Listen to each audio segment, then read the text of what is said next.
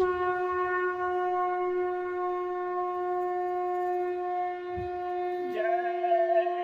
गुरुदेव। जय गुरुदेव।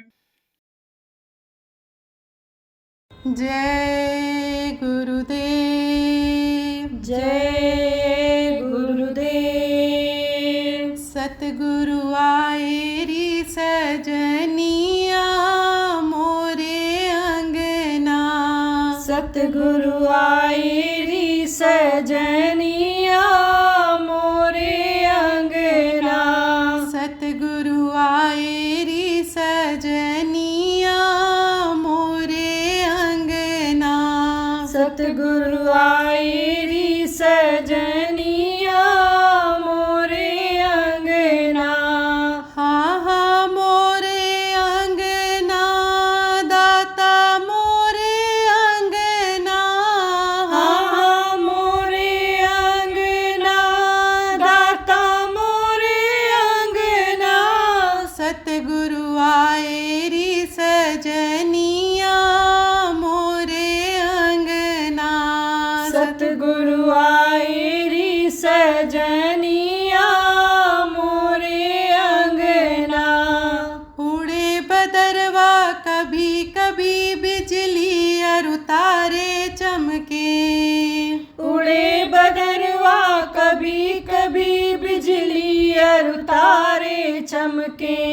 सूरज चांद मणि और मोती रंग बिरंगे दमके। सूरज चांद मणि और मोती रंग बिरंगे दमके। जगमग ज्योति की जगनिया मोरे अंगना। जगमग ज्योति की जगनिया मोरे अंगना। मोरे अंगना मोरे अंगना। मोरे अंगना मोरे अंगना। सतगुरु आए री सजनिया मोरे अंगना। सतगुरु आए री सजनिया मोरे अंगना। कभी अंधेरा कभी उजाला कभी दर्श दिखलाए। कभी अंधेरा कभी उजाला कभी दर्श दिखलाए। रूप तेरा इस जग में आला भक्तों के मन भाए। रूप तेरा इस जग में आला भक्तों के मन भाए। प्यारी बाजे तेरी बसुरिया मोरे अंगना। प्यारी बाजे तेरी बसुरिया मोरे अंगना। मोरे अंगना मोरे अंगना। मोरे अंगना मोरे अंगना। सतगुरु आए री सजनिया मोरे अंगना। सतगुरु आए री सजनिया मोरे अंगना। सतगुरु संत शरण में आके भाग्य हमारे जागे। सतगुरु संत शरण में आके भाग्य हमारे जागे। प्रेम मनोहर छवि देख कर सब नर नारी जागे। प्रेम मनोहर छवि देख कर सब नर नारी जागे। मानो मानो जी बचनिया मोरे अंगना। मानो मानो जी बचनिया मोरे अंगना। मोरे अंगना मोरे अंगना। मोरे अंगना मोरे अंगना। सत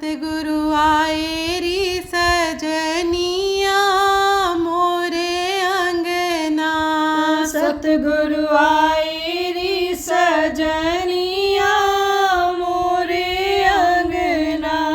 हाँ हाँ मोरे अंगना दाता मोरे अंगना।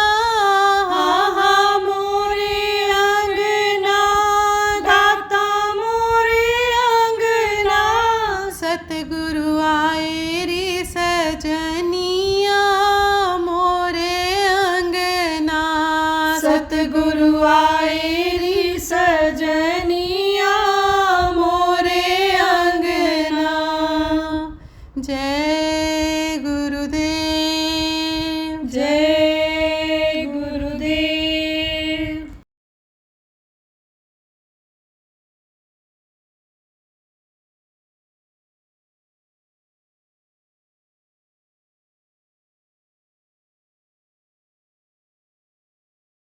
अब नदियों में स्नान करने का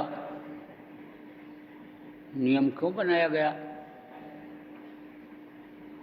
इसलिए बनाया गया कि नदी में सारे तत्व होते हैं और विशेष रूप से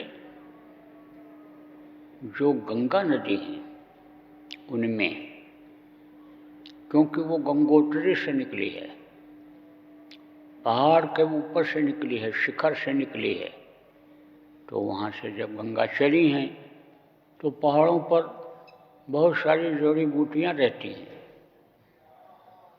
पेड़ लग जाते हैं, उसका फल गिरता है, तो फल पत्ती और वो जो उसकी शाखाएं हैं वो सब इसमें बह करके आती हैं। कहाँ आती हैं? इधर मैदानी क्षेत्र में आती हैं, तो उसका तत्व उसमें आ जाता है। मिट्टी बह करके आता है तो धरती तत्व आ जाता है, पृथ्वी तत्व आ जाता है, और आकाश से जो है वो बूंदें गिरती हैं, यानी बादल गिरते, बादल से पानी गिरता है तो वो तत्व आ जाता है, हवा लगती है वो तत्व आ जाता है, और अग्नि, यानी कहीं न कहीं अग्नि भी उसमें बहकर आ जाती है। बहुत से लोग देखो नदियों के किनारे क्या जलाते हैं? आग जलाते हैं, दीपक जलाते हैं, और ऐसे धूप डालते हैं आग जला करके, और उसके बाद कहते हैं गंगा जी को चढ़ा दो, उसी में डाल देते हैं, तो आग भी उसमें आ जाती है। अब आप कहोगे कि आग तो बुझ जाएगी पानी से, उसका स्वाभाविक गुण है, तो पानी से बुझ जाता है आग, लेकिन वो गर्मी उसमें आग डाल देती है पानी। जैसे आप छोंका लगाते हो, दाल को बघारते हो, तो आप कलछुल में तेल और चीज़ें डाल करके गर्म करते हो, और गरम गरम उस कलछुल को उसमें डाल देते हो दाल में, तो उसकी गर्मी उसमें आ जाती है, तत्व उसमें आ जाते हैं। तो ये सारे तत्व, यानी आप ये समझो कि शरीर के अंदर आते हैं। कैसे आते हैं? जब उसमें डुबकी लगाते हैं। तो देखो बहुत से लोग देर तक डुबकी लगाए रहते हैं कि अंदर यह तत्व हमारे रोए के अंदर से चला जाए, बार बार डुबकी लगाते हैं कि बार बार ये तत्व हमारे अंदर आ जाएं। कहा गया कम से कम 5 डुबकी, ये नियम बना दिया महात्माओं ने। ये सब चीज़ें अगर सबको बताते तो समझ में ना आता हो, बता नहीं सकते थे, तो एक नियम ये बना दिया कि 5 डुबकी 7 डुबकी लगाओ, तो डुबकी लोग लगाते हैं। उससे आत्मा का कोई संबंध नहीं, उससे आत्मा को मुक्ति मोक्ष नहीं मिल सकता है, लेकिन शरीर को तत्व मिलते हैं, तत्वों की ज़रूरत होती है। अभी मैं आपको बताऊंगा कि ये तत्व कैसे उत्पन्न होते हैं और कैसे इस मनुष्य शरीर की रचना होती है। तो ज़रूरत होती है तत्वों की इस शरीर के पोषण के लिए, शरीर को स्वस्थ रखने के लिए, इसको बड़ा करने के लिए। इसीलिए छोटे छोटे बच्चों को भी नहलाने के लिए लोग ले जाते हैं। ठंडी के महीने में बच्चे छिटोते रहते हैं, नहाना नहीं चाहते हैं, ज़बरदस्ती दबा दबा करके नदियों में ऐसे मुंह और नाक पकड़ करके ऐसे बच्चों का कि इसके अंदर से पानी न चला जाए, और डुबकी लोग लगवाते हैं कि जिससे तत्व इनको मिल जाए और इनका शरीर बढ़ जाए, हड्डियां मजबूत हो जाएं। इसलिए तो आप समझो कि कार्तिक का ऐसा ये पूर्णिमा है कि इसमें ठंडी भी है और गर्मी भी है। आप ये समझो अभी बहुत ज़्यादा ठंडी नहीं होती है दिन में, और रात को ठंडी होती है।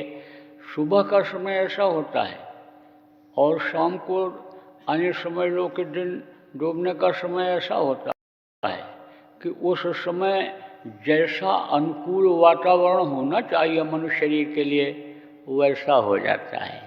तब कहते हैं प्रातः स्नान करो। प्रातः से ही लोग शुरू कर देते हैं स्नान। आप समझो उस समय यानी पानी भी यानी उसी अनुसार शरीर को मिलता है, गर्म ठंड जैसा होता है, जिस जैसी ज़रूरत होती है। तो कहते प्रातः काल का स्नान यानी चल करके गंगा जी में, यमुना जी में चल करके नदियों में जहाँ भी कृष्णा कावेरी नदी है कर आओ।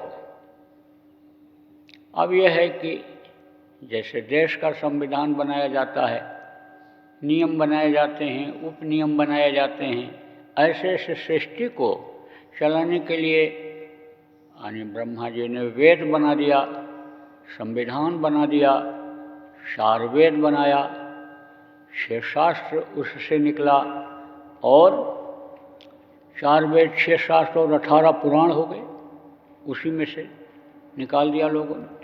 तो वो तो वेद की लिपियाँ यानी पुराण की लिपियाँ जो बनी थी, लिखी गई थी, यानी वो लाइनें और वो कागज़ जिस पर लिखा गया था वो तो अब उपलब्ध नहीं है, मिलता नहीं है, मिल नहीं सकता, बहुत समय हो गया।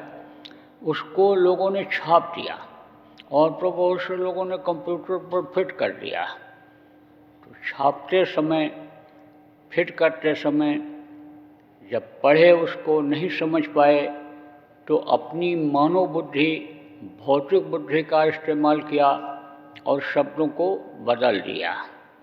तो अब पूरा अर्थ तो लोगों के समझ में नहीं आता है।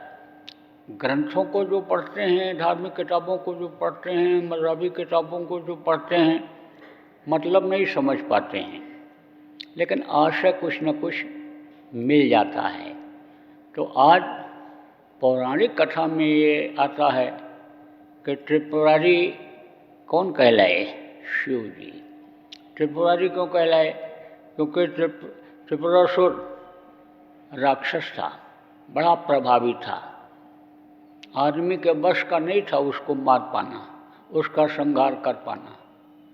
तो पौराणिक कथा में आता है कि आज ही के दिन अन्य त्रिपुरासुर का संहार शिव जी ने किया था। तो इसको त्रिपुरारी यानी पूर्णिमा भी कहते हैं, इस कार्तिक पूर्णिमा को। अब पूर्णिमा के दिन चंद्रमा अपनी पूरी कला में रहता है। कला किसको कहते हैं? पावर को कहते हैं। तो पूर्णिमा के दिन पूरे पावर में रहता है, पूरी ताकत में रहता है, पूरा प्रकाश देता है, पूरी ताकत देता है। चंद्रमा कौन है और सूरज कौन है? यह सब उसी मालिक के हैं, उसी के ये मसाले से, उसी की ताकत से ये सब बने हैं। किसके? जिनको अकाल पुरुष कहा गया, जिनको अविनाशी कहा गया, और जिनको सबका सृजनहार कहा गया, कुल मालिक कहा गया, जिनको सतपुरुष कहा गया, यानी ये सब उन्हीं के अधीन हैं और उन्हीं की शक्ति से ये बने हैं। जब शब्द उतारा गया तो शब्द का फैलाव हुआ। शब्द का जब फैलाव हुआ तो सब में व्याप्त हुआ और उससे इन सब की उत्पत्ति हुई। और जीवात्मा में ज़्यादा ताकत है, जीवात्मा की उत्पत्ति अलग से हुई है। यह इन लोगों से ज़्यादा पावरफुल है। जो हमारे आपके अंदर जीवात्मा बैठी है वो ज़्यादा पावरफुल है। कैसे? इस पर उनका प्रकाश ज़्यादा पड़ता है। जैसे आप टॉर्च जलाते हो तो उससे रोशनी निकलती है, तो जब टॉर्च आप जलाते हो तो बीच में एक बिंदु पड़ता है, एक जगह पर ज़्यादा रोशनी होती है। लेकिन जो किनारे किनारे की किरणें हैं रोशनी वो भी देती हैं, तो इसमें तो ज़्यादा ताकत है। लेकिन ज़रूरत इनकी पहले पड़ी, क्योंकि जिसमें इस जीवात्मा को बैठाया गया है उस खोल की ज़रूरत थी। आप समझो, जैसे आप समझो कि तलवार बनाने से पहले म्यान बनाए कि तलवार रखेंगे कहाँ, कैसे लटका के चलेंगे। अगर तलवार को ऐसे लटका के चलो तो अपना ही हाथ और बदन काट देगा, इसलिए म्यान की ज़रूरत थी। तो इस पोल को समझो पहले तैयार करवाया। अब कैसे तैयार हुआ? इसमें चंद्रमा का और सूर्य का इनका विशेष योगदान है। इन्हीं की कृपा से, इन्हीं की दया से ये मनुष्य का शरीर ठीक से बन पाता है। और इनकी कृपा दया जब हो जाती है, इनकी कृपा दया जब कम होती है तो समझो कि मनुष्य शरीर नहीं बन पाता है। चाहते हुए भी, कोशिश करते हुए भी शरीर की रचना नहीं हो पाती है। इनकी वजह से मनुष्य के अंदर कुछ कमी पैदा हो जाती है। इसीलिए कहा गया कि भाई संयम का पालन करो, और संयम का पालन कराने के लिए नियम बना दिया गया। तो नियम का पालन करो, नियम के अनुसार चलो। तो नियम के अनुसार जब नहीं चलते हैं तो समझो कि संयम टूट जाता है, क्योंकि संयम को जानते ही नहीं हैं। जो ऋषि मुनि महात्मा नियम बना करके गए, नियम से जब समझो चलते हैं, नियम ही बता पाते हैं, संयम कम लोग बता पाते हैं, तो समझ लो कि नियम का पालन नहीं करते हैं, तो बहुत से लोगों के चाहते हुए भी बच्चे नहीं पैदा होते। अब आप ये समझो कि पिंड कैसे बनता है, बच्चे कैसे पैदा होते हैं। सूर्य और चंद्रमा का ज़्यादा योगदान होता है। उस मालिक की जो धार है शब्द की, जब इनके ऊपर पड़ती है तो औरतों के अंदर समझो कि ये रज उत्पन्न करते हैं, शीतलता होती है इनमें। आप देखो कि औरतें भी समझो कि शीतल होती हैं, पुरुष गुस्सैल होते हैं, क्रोध ज़्यादा होता है, और उनमें अग्नि ज़्यादा होते हुए भी समझ लो कि शीतलता रहती है। अब जब संयम नियम का पालन नहीं हो रहा है तो किसी के अंदर भी क्रोध ज़्यादा हो जाता है। देखो औरतें भी कभी कभी बहुत क्रोधी हो जाती हैं, बड़े क्रोध में आ जाती हैं। लेकिन जब संयम नियम से लोग चलते थे, और शुरू में जब संयम नियम से चले तो शीतलता ज़्यादा पाई गई। अब आप ये समझो कि सूर्य में गर्मी होती है, तो सूर्य की गर्मी और उनकी शीतलता को पॉजिटिव और नेगेटिव कहा गया। तो ठंडी को, शीतलता को नेगेटिव कहा गया, और उसको समझ लो कि पॉजिटिव कहा गया। कहते हैं ना कि बिजली का ये गरम तार है और ये ठंडा तार है, और दोनों को जब जोड़ोगे तब बल्ब जलेगा, दोनों को जोड़ोगे तब पंखा चलेगा।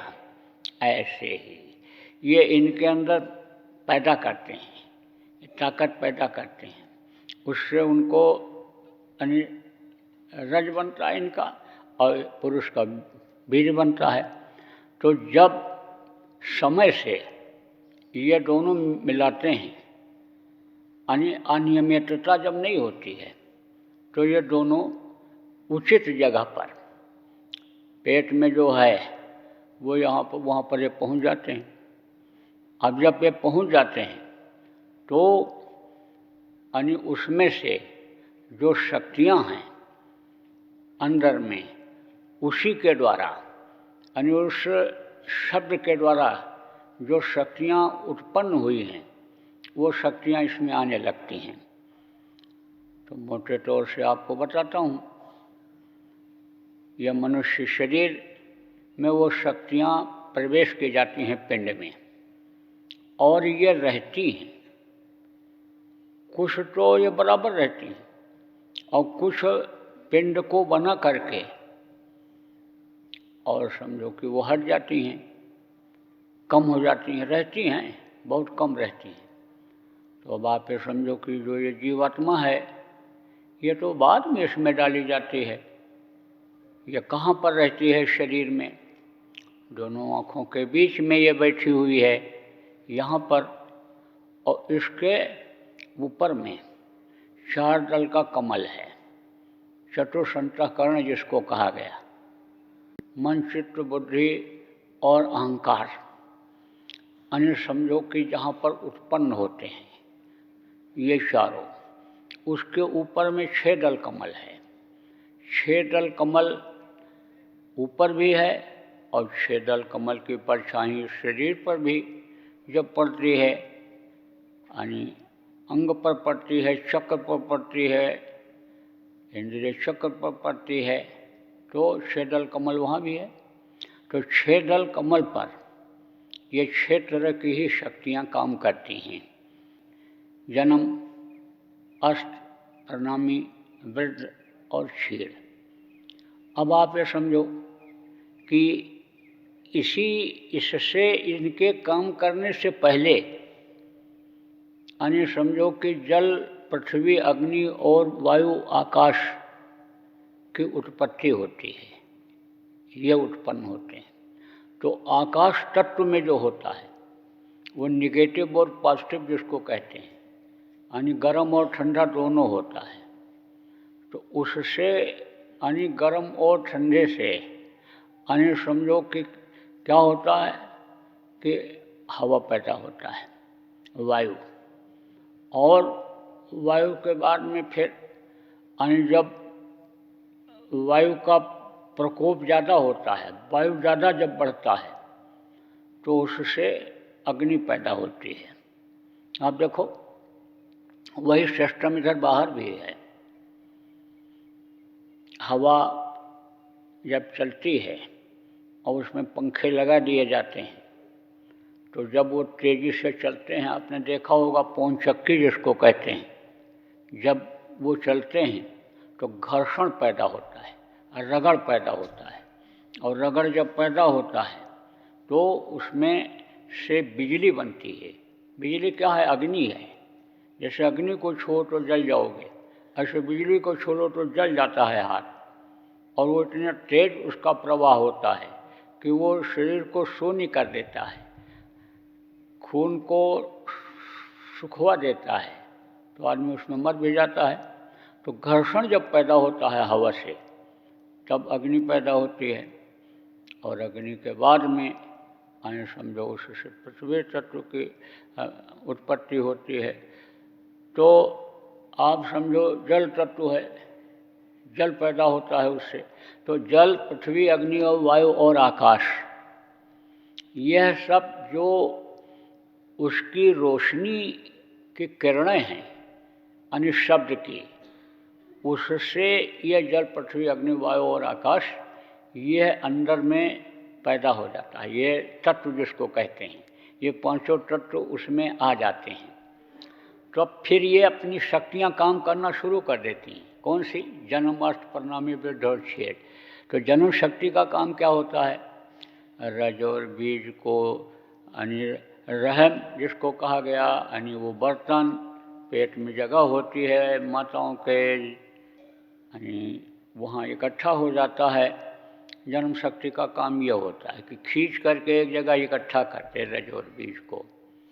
रज तो उत्पन्न होता है और बीज जब पड़ता है तो अगर वो निकल जाए यानी इकट्ठा न हो तो आप समझो पिंड नहीं बन सकता, बच्चा नहीं बन सकता है। अब जो बहुत सी माताएं पुत्र नहीं पैदा करना चाहती, बच्चा नहीं पैदा करना चाहती हैं, वो इकट्ठा नहीं होने देती हैं। उनके चाहने पर ही होता है, इसलिए उनको जननी कहा गया, माता कहा गया। वो चाहें तो यानी बच्चा पैदा ही ना होने दें, उनकी इच्छा के ऊपर होता है। इसीलिए सृष्टि को चलाने के लिए उनको सम्मानजनक स्थान दिया गया, उनको माँ कहा गया, जननी कहा गया, माता कहा गया। तो वो क्या करते हैं, इकट्ठा होते हैं और इकट्ठा यानी रज और बीज को इकट्ठा करते हैं। जन्म शक्ति अस्त्र का काम क्या होता है, उसके हिस्से अलग कर देना। परिणामी शक्ति का काम क्या होता है, उसके ऊपर पर्दा लगा देना। अब आप ये समझो कि ये सब जो ये सिस्टम होता है अलग करने का और जो है वो खींचने का, ये सब इन्हीं 5 तत्वों से होता है। तो जन्म अस्त्र परिणामी और वृद्ध, वृद्ध किसको कहते हैं, बढ़ा देना। हवा जरूरी होता है, हवा से बढ़ता है। अब कुछ बच्चे ठीक से नहीं बढ़ पाते हैं, कुछ आप ये समझो कि बच्चों का अंग छोटा हो जाता है तो उनको पूरा पोषण का तत्व नहीं मिल पाता है। ये किसके ऊपर निर्भर करता है, माताओं के खान पान पर निर्भर करता है, आप समझो उनके चरित्र पर निर्भर करता है, उसमें पिता का योगदान होता है। बच्चा जब पेट में बनने लग जाए तो दूर रहना चाहिए, नहीं तो सूर्य के यानी जो गर्मी की वजह से ये उत्पन्न होता है, जब उसको मिलेगा तो ये गर्म होता है तो बच्चा खंडित हो जाएगा, उसका असर पड़ जाता है पिंड के ऊपर। आप समझो कि पिंड जब फट जाएगा तब डॉक्टर कहते हैं अबॉर्शन करा दो, अब बढ़ नहीं रहा है, तो बहुत से डॉक्टर तो 2 ही 3 महीने में अबॉर्शन करा देते हैं। कराना नहीं चाहिए। यह यानी कुछ चीज़ें ऐसी होती हैं कि जो प्रकृति से मिल जाती हैं, यानी कमी हुई लेकिन उस कमी की पूर्ति हो जाती है।